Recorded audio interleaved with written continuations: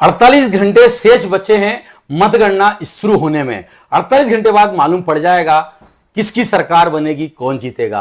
अभी चाय की चुस्की के साथ पूर्व मंत्री दीपक जोशी अपने इष्ट मित्रों से बात कर रहे हैं। सरकार अपनी बन रही है, एग्जैक्ट पोल कोई कुछ भी बोले। हमारे साथ है पूर्व मंत्री दीपक जोशी।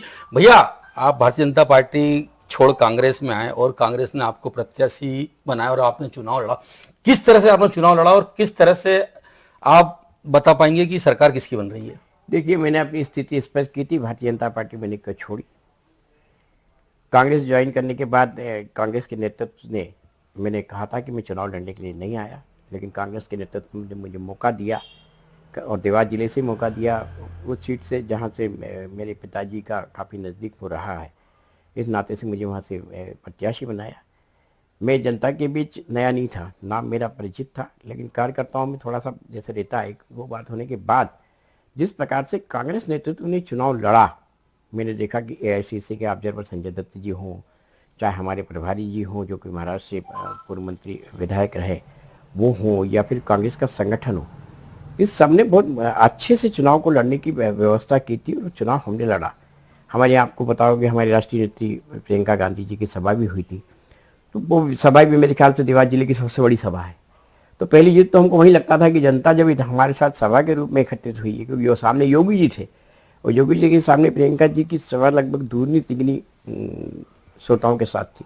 तो ऐसे दृष्टिकोण में हमें प्रारंभिक रूप से बड़ा एग्जैक्ट पोल बोल रहे हैं, कुछ बोल रहे हैं, और आपका क्या मानना है? देखिए, एग्जैक्ट पोल मेरे ख्याल से किया गया है, और इसलिए कि कहीं ना कहीं मशीनरी पे एक दबाव बनाने के लिए, क्योंकि अभी लग रहा है कि सरकारी तंत्र का झुकाव हल्का सा कांग्रेस के पक्ष में है। वो इसलिए कि सरकार से वो भी जो चीज चाहते वो बीजेपी से नहीं मिल रही। वो कुंठित है कि भ्रष्टाचार उनसे जबरदस्ती करवाया जा रहा। बहुत से कर्मचारी नहीं करना चाहते, लेकिन भाजपा के कार्यकर्ता और नेता उनसे जबरदस्ती भ्रष्टाचार करवा रहे हैं, अत्याचार करवा रहे हैं, जिसके लिए वो तैयार नहीं है। बहुत से हमारे साथी जिनको नियमित करने की बात कही गई थी, वो नहीं किया गया। ओल्ड पेंशन योजना जो लगातार मध्य प्रदेश में कर्मचारी लोग चाहते थे, वो कांग्रेस ने अपने वचन पत्र में जोड़ी। तो ऐसे दृष्टिकोण में हल्का सा झुकाव था।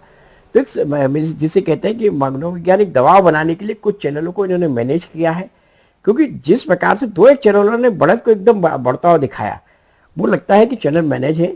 और आज मैं स्पष्ट रूप से कह सकता हूँ कि इससे कोई कांग्रेस का कार्यकर्ता डरने वाला नहीं है।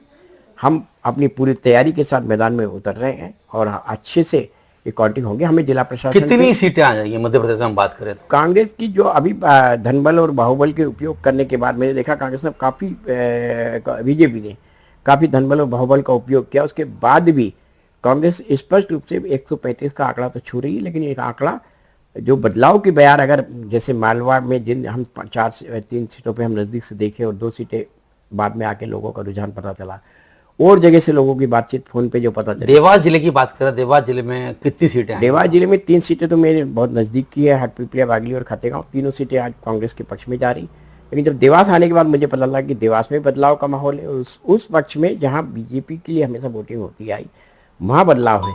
तो आज जनता कहीं ना कहीं बदलाव के साथ कांग्रेस को पसंद कर रही है। तो देवास जिले में 500 सीटें कांग्रेस के पक्ष में। भैया, लग रहा है अगर कांग्रेस की सरकार बनती है तो आपको बड़ी जवाबदारी मिलेगी?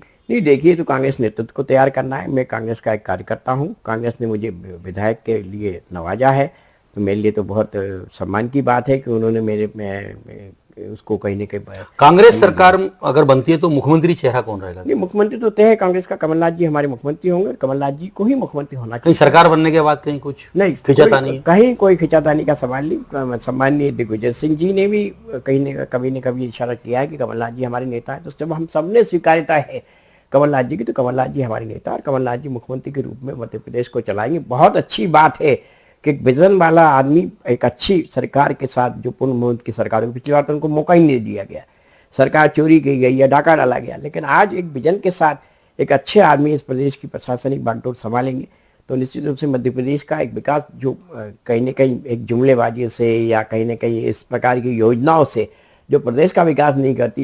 ये थे हमारे साथ पूर्व मंत्री दीपक जोशी। उन्होंने साफ तौर से बड़े अपने उत्साहित होकर बोल रहे कि कांग्रेस की सरकार बन रही है। और देवास की बात करें तो देवास में इन्होंने कहा है 5-3 का रेशो, 5-5 का। देवास में भी 5 सीट कांग्रेस की आ सकती हैं। देवास से अरविंद चौक से